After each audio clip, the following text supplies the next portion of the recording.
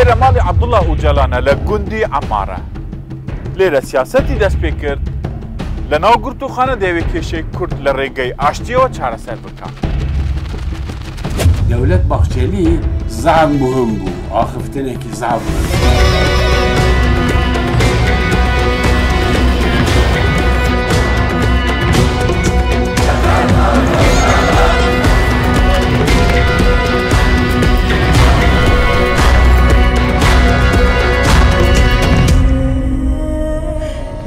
یەکم 20 ساڵم و 20 ساڵم کوت براتی وەکەوی ئەم ڤیا دixwazim کî bişar gihîştiyekî derê de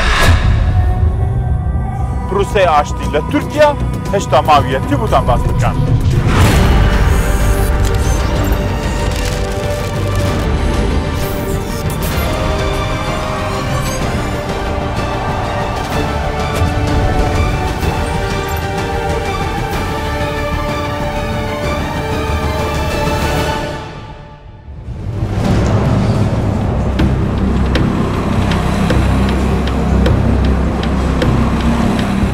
لە ڕێگەی ئامەددا بەفر بەشێکی زۆری زەوی داپۆشی بەڵام بەفر ناتوانێت ئاگری شەڕی نێوان تورکیا و پارتی کرێکارانی کوردستان کۆتایی پێ بهێنێت.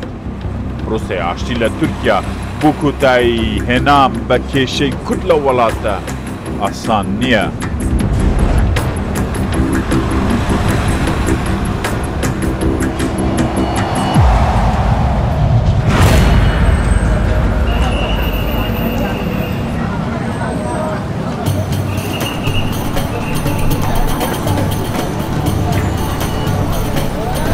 یا ببکشینم به شور ببک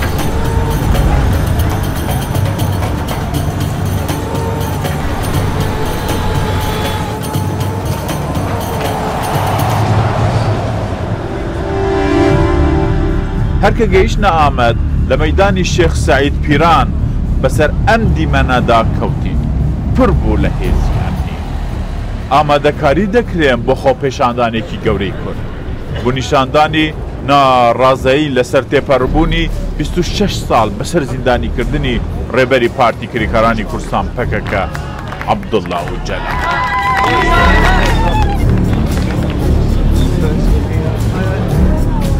لێرە ئەم دوودایکە کوردەم بینی ڕەنگە قسەکانیان گزارش لە دۆخی ئێستای کورد بکات لە تورک. هەرکە لێم پرسی ئەرێ ئێوە لەگەڵ دەستپێکردنەوەی پرۆسەی ئاشتین لە تورکیا هێن ئاشتی دخوازن ئیرادەوی گەلی برا نەگرن ئەم بەرایەت کەس مەملەکەتە خۆدا بەزی زیان بکە بە زمانی خۆ خەرەت تو جوات بێژێ توواکیوێت بێژێ تو شەرت خۆزێ لەقڕاکۆ ئاشتی ئاشتی ئاشتی وەگەلە گۆشتی ئاشتی نەبوو بجە تو شەر دخۆزێ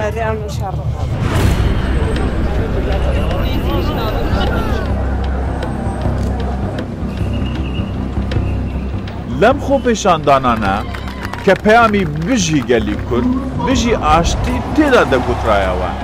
حکومەت لە ڕێگەی نیشاندانی هێزانیەکان لە پاڵ ئەم خۆپێشاندانانە ویستیەتی دوو پەیام بگەینێ. یان دەبێت کورد نەخشەی دەوڵەت بوو چەکدانان قبول بکات دەست بە کاری مەدەنی بکەن یان ئەوە تا هێزی چەک لە مەیدان هەر هەیە لە نێوان خەباتی مەدەنی و بیرکردنەوەی بەکارهێنانی هێز یەکێکیان هەڵبژێنن.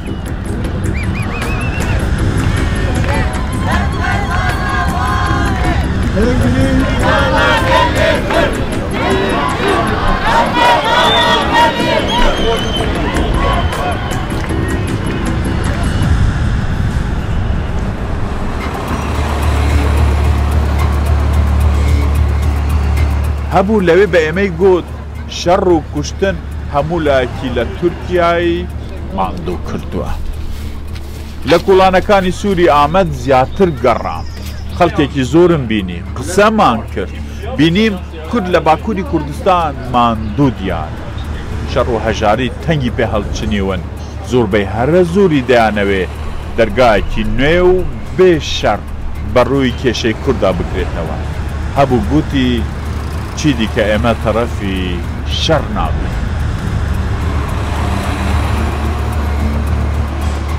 دەنگی پیاوێکی بەتەمەن کە بەرامبەر من و خەڵکی دیکە وەستا بۆ سەر و ڕیشی سپی دەم و چاوی پێمان دەڵێت مێژوەکی سەختی بینیوە کاریگەر بوو. هەر کە پرسیار دەکەم ئێوە لەسەر ئاشتی چ دەڵێن؟ قسەی ئەم پیرە پیاوە کووردە هەر کەسێ لەوێ و بەوێدا تێپەڕیوە بێدەنگ دەکەم. گەل بارشێنە تا بارشێت خوازە بارشێ ناخوازە کی شەڕ دixwaze کە شەر ناخوازێ کی dîne şer bixwaze em biratiyê dixwazin biratiyê bira şer rabe bira îsan nemrin نەمرن bira neyin Tirk, Ereb, Kirman, Zaza, îsan dînê wî, zimanê wî, irqê wî, mezhebî çit be bira nemre bira neyê kuştinê em bibiriye kî bi şer gîştiye ku derê ev ê di şer da bi serkevetine di şer da serkeftin tune xisare birayê min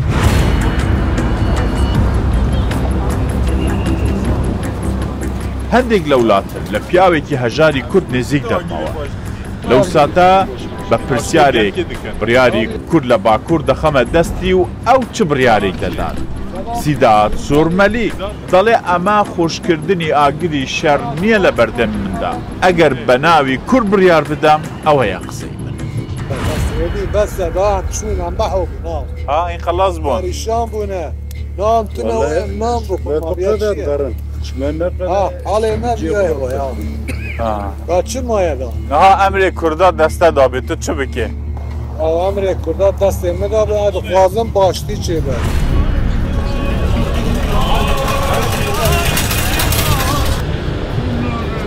بەڵام هەیە هێشتا بە گومانە لە هاتنەدی ئاشتی لە تورکیا لای مزگەوتی ئولی جامی لە سووری ئامەد لای ئەم چار پیاوە خانە نیشینە ئەمری بێژنە پیرەمێت چەندین وەرزی شەڕ و دژواریان بینی و کاتێک گفتوگوی ئێمە گەیشتە باسکردن لەسەر پروسەی ئاشتی هەر بەسەر لە خاندنێک گوتی نابێت عەبدوڵڵا ئۆجەلان گوتیە دەست پێ بکەم هەمواری پێ هەیە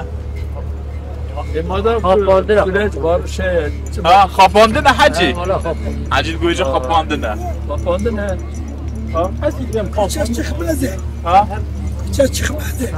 یعنی چی؟ چێ نابێ نەها ئاشتی دەست بیکردیە دەبێژنێ ئاشتی هەبێ تولگەلی وەلە بۆسەمایدان بێ ئەم نکارنە خوا خەبەر چما؟ چما؟ دەترسێ؟ خۆ دەبێژێ کورد ناترسن؟ نەوەرە کورد ناترسن ژنک ناگۆ چ ئەز ژنکان خەبەر بدەم تو مێریکی ئەو ژن ژن دەها لەوێدا ژن دها مێر دەها مێرن ملەتەمانە پێشتە نەورە ناژبەر تورکا خەبەر دێ ناژبەر کوردی خەبەر بۆ ماچ چیە بۆ بۆ زەمەوە ملەتێکی ترسیە هیچ لەگەل هەندێنە گەریلا چەکدا بنن و بێ ناواژێ رو بکەن فرەسە تێدا هیچ دەمە هەندێ هاتیە ئەم دەبێن هاتیە بۆ ئەوەی بزانین پرۆسەی ئاشتی بەڕاستی هەیە یان لە چ قوناغێکدایە دەبێت شاری ئامەد بەجێ بهێڵین بچین بە تەواوەتی بزانین عەبدوڵڵا ئۆجەلان چی دەڵێت و چ هەنگاوێکی هاویشتووە سێ کاژێر و نیو ڕێگا دەبڕین بەرەو پارێزگای ڕووها دەچین دروست دەچینە گوندی ئۆجەلان ماڵی براکەی بۆ ماوەی کاژێر و چل خولەک لە نێو گرتوخانەی ئیمرانی لەگەڵ ئۆجەلان دانیشتۆن هەموو شتێک لەو دانیشتنە باس کردەوە گوندی عەمارە جێ لە دایکبوون و فێربوونی سیاسەت و خەباتی ئۆجەلان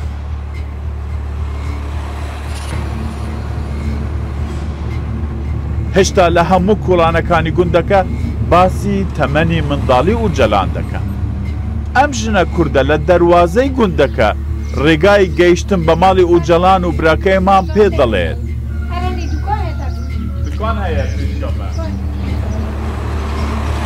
هەر کە گەیشتمە ناو گوند ئەم ژنە بە تەمەنم بینی ئەوە ئەسلەمەیە نەمزانی دڵی زۆری تێدایە دوو قسەمان کرد قسەی سێم خۆی پێڕانەگیرە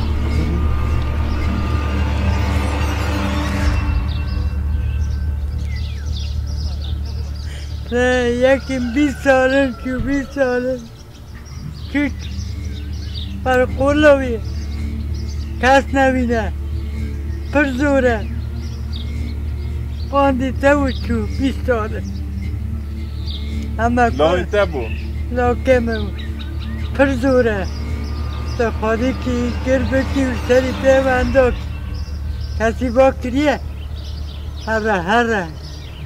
هره کتو هره هەر کەس لەو گوندە ئێمەی بینی وەک ئەوەی بڵێن بتانەوەی بزانن چه هەیە ئێمەیان ئاراستەی ماڵی برای ئۆجەلان کرد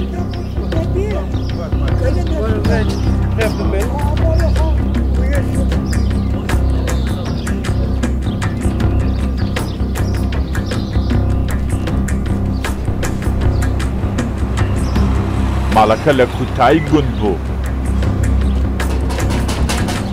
بەبێ چاوەڕوانی دەرگای ماڵەکەیم کردەوە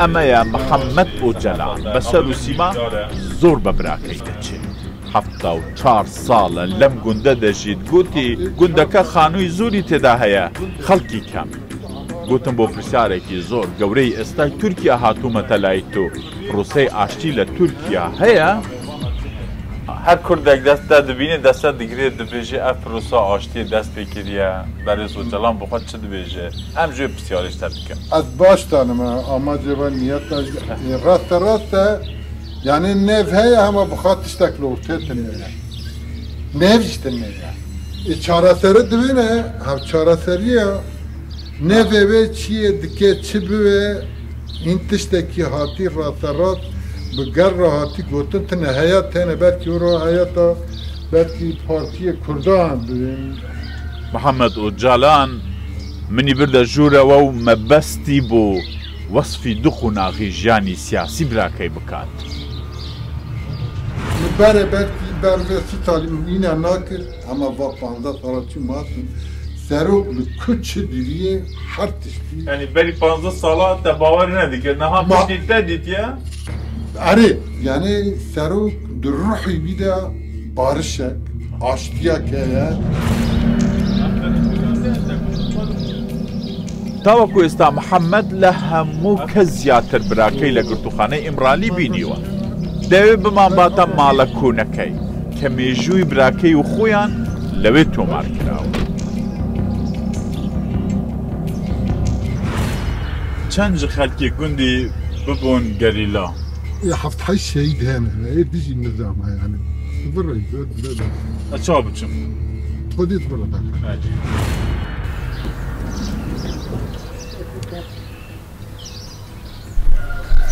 ئێستا دەرگایەکی گەورەی ئاشتی بەڕۆی تورکیادا دەکەنەوە ناکشارێتەوە کردنەوەی دەرگاکە ئاسان نییە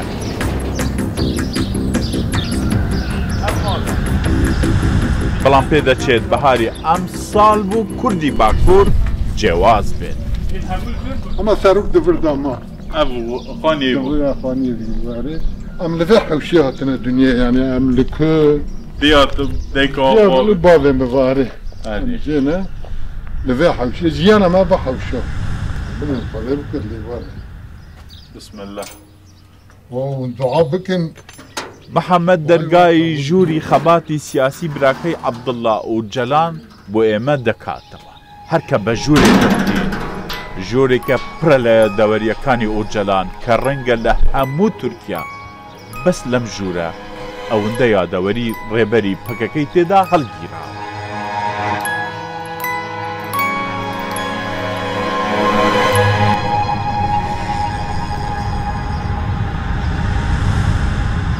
Abo va dökülmüş kabne ba nasıl hafta çara da bakanım ben. Üç kamına va hava va daykamına. Ev daykamaya. Nabe çubu. Abeş. Abeş. Ev kuha nabe çubu. Hava. Hava abeşu. Va baverine. Ev baver. Va baverine. Are live dare Cemil Bayat liver runuştu. Aha. Binaber. Vaj tişteki tarihi. Cemil live dare runuştu. Seruk liver bu. Live dare. Bu me bijet çi bu hat gotini. Binaber. Vaya tarifiye tabi. وقتی مجبور کت خینه مثلا کرد مثلا کفر کنامه گو هنیت بنده پر بوستنه و گو راستی اوه بکنو درکت در چه اشتی گفتن؟ بگیرو باو یعنی چه گفتن؟ هره جمعی لیور بو سروک لیور بو الوده دیرات نه چه گفتن؟ آوانا پشتی گفتن ama. تشتک نکوتم در نکردم دایکا مجی رشی میفونی نه نه خواهیم zaten و artık ad daviye bu yani و tahmin dikim nesed hafte peyince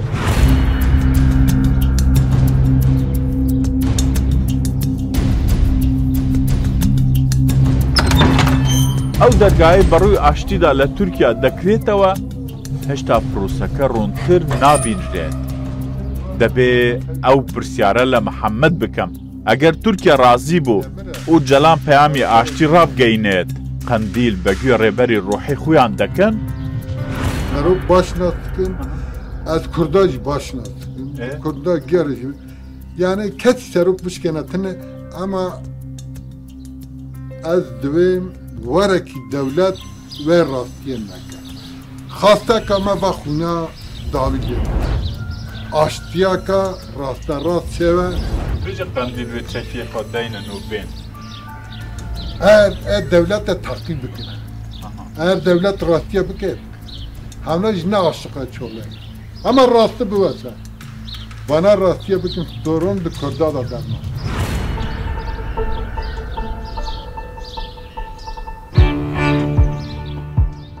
ئێرە گوندی ئامارایە گوندێکی بێدەنگە بەڵام لەناو کوڵانەکانی گوند باسی پیاوێک دەکەن کاریگەریەکی زۆری هەیە لەسەر ملەتی کورد لە باکووری کوردستان ئەو پیاوە عەبدوڵڵا و جەلانە ڕێبەری پارتی کرێکارانی کورسان پەکەکەیە 26 ساڵە لە نێو گرتوخانەی ئیمرالی سجن کراوە ئێستا دەیەوێت پرۆسەی ئاشتی لە نێوان دەوڵەتی تورکیا و کێشەی کورد دەست پێ بکات لەم خانووە براکەی بە منی گوت سیاسەتی دەست پێ کرد ئێستا لە ناو گرتوخانە دەیەوێت کێشەی کورد چارەسەر بکات پرۆسەی ئاشتی لە تورکیا هێشتا ماویەتی بوتان باس بکەم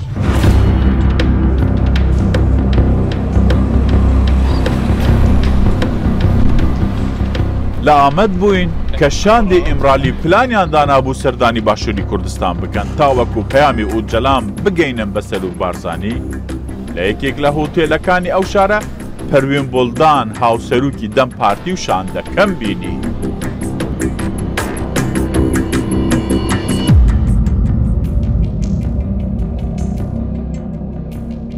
Benim hanım başı, hem baştan. Hem İro için havleri. Beli. Hem bu çiftçiden. Onun için hevditin heken. Aha. Biraz Mesut Barzani, biraz Neçirvan Barzani, o Süleymaniye işi, biraz Kubat Talabani, o Bafız Talabani.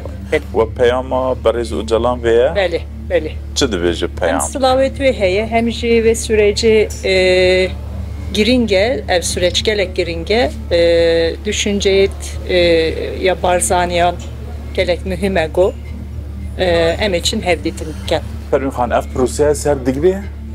Besse. Ser digri prose. Hadi. Ev prose aştiye ser dikevi? Çavan? Ev prose aştiye ser dikevi ya ve dest bekir ya? İnşallah de serkeve. Barez Ucalan bari bir heye ser dikevi? Beli. Kandil cipış giriyor vakil ya? Em hiç nizanın kandilçi beşti. Ama ez bejim evjide yani Ki kazancı dikeci ve proseye ram? buradan o hemi valat parası.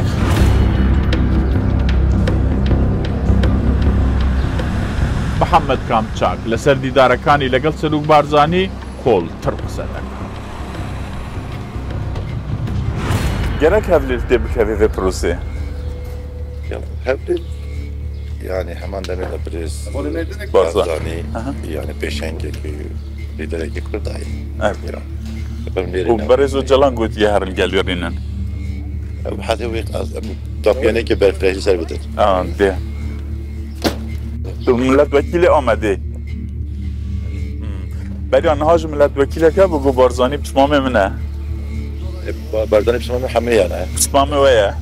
Pişmame amede ya. Ey Bakur. Ye Bakur em ya.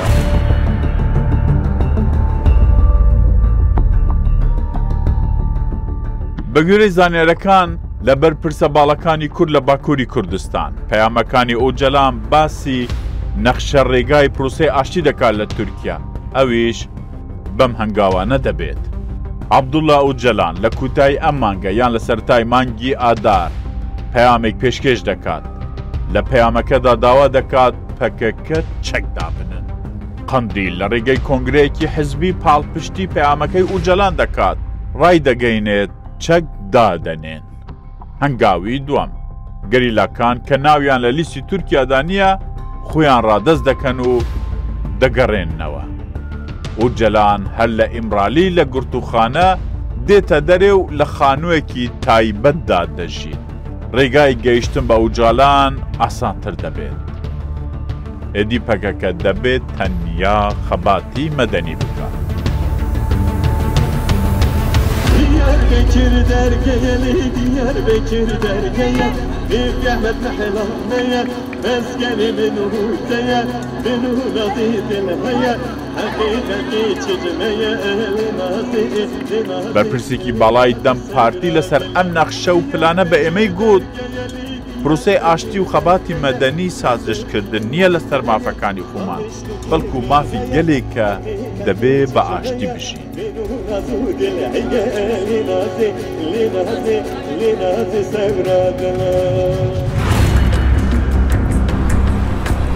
ئێرە بارەگای سەرەکی حزبی ئاک پارتیە لە ئامەد کە ڕەجەب تەیب ئەردوغان سەرۆکاتی دەکات. دەمەوێت بزانم ئەو پرۆسەیە چەند چۆتە پێش. عمەر ئیلەرم بینی ئەو بەرپرسی یەکەمی ئاک پارتیە لە ئامەد. بەریوی و پشتیوی قیمەت و ڕوومەتە کووردا شقاس زێدە بیە شقاس حەق و حقوق هاتنە داین کووردا شقاس کاربیە خۆشتر و ئیفادە بدن کردن زاتن وەکی شەو و ڕۆژێش هەف جودای. جسەبێت چەند چوویە پێش پرۆسە ئاشتیە چەند گاڵ چۆنە پێش. خەبەردان ئاوی ئیشێ بێ لە سەدی پێنجیە. بەس خەبەردان. خەبەردان ئاوی ئیشێ چاوێ من سەدی پێنجیە. سەدی پێنجی نا هەیە پێنجی دژی دەکا شەرت و مەرد وەرنجی وێ مزاکەرە وەرکردن ئەس هێویدارم کو وێ هەرە سەری.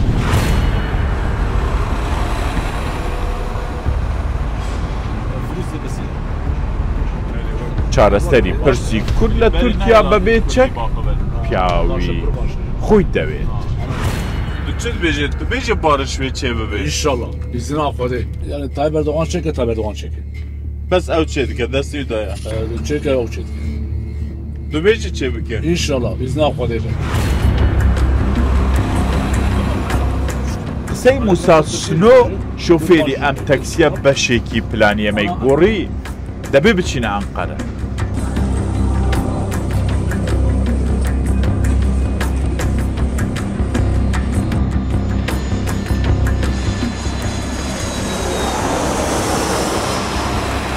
لەوێ پلان و بڕیاری سیاسی دەدرێت کلیلەکە لەوەیە.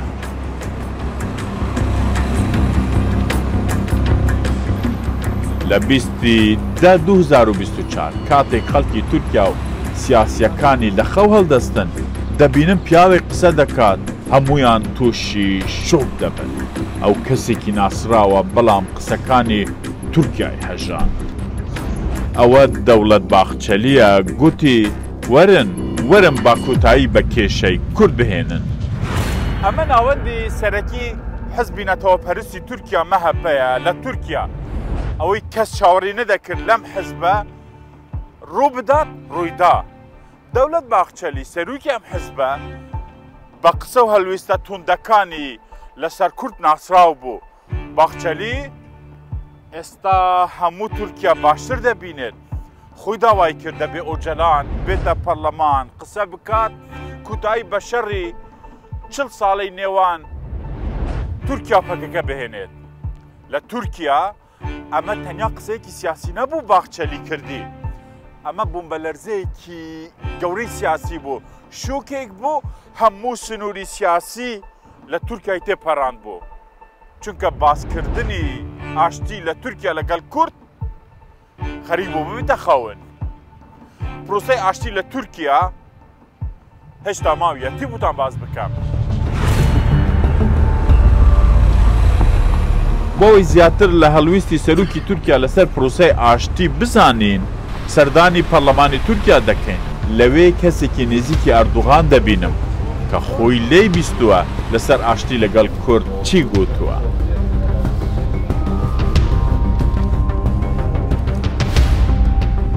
ئەو کەسە محەممەد مفیدە پەرلەمانتاری ئاک پارتیە ئاگاداری پرۆسەکەیە بە کوردیەکی ڕەوان دەڵێت مەلەفی ئاشتی لەسەر مێزە و مەلەفێکی ئاسان نییە ئەمە دوا چانسە دەبێت دەستی پێوە بگرین.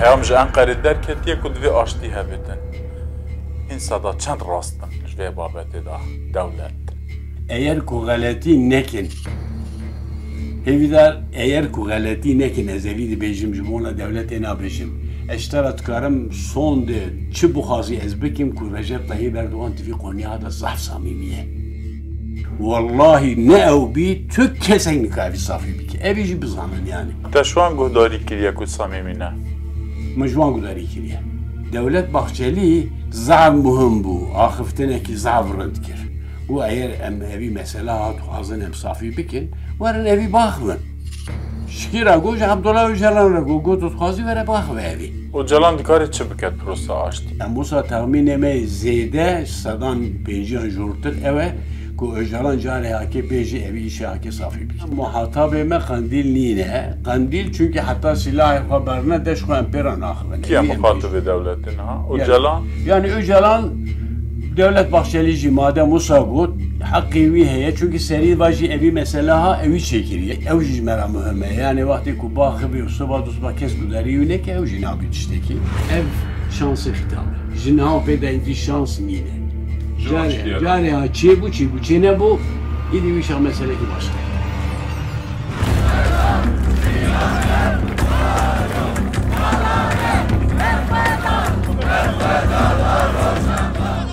پێدەچێت هێشتا کورد لە تورکیا دوودڵ بن لە پرۆسەی ئاشتی لە نێو جەرگەی ئەنقەرە لە مەیدانی کزڵای کورد کۆبوونەتەوە خۆپێشاندان دەکەن دەڵێن شەڕ ئێمەی ماندوو کردووە بەڵام دەبێ ئاشتیەک بەدی بێت ڕێگە بگرێت لە دووبارەبوونەوەی شەڕێک کە کوتای پێ نەهێت پەیامەکە ڕوونە کە نابێ ئاشتی پشوویەک بێت لە نێوان دوو شەڕدا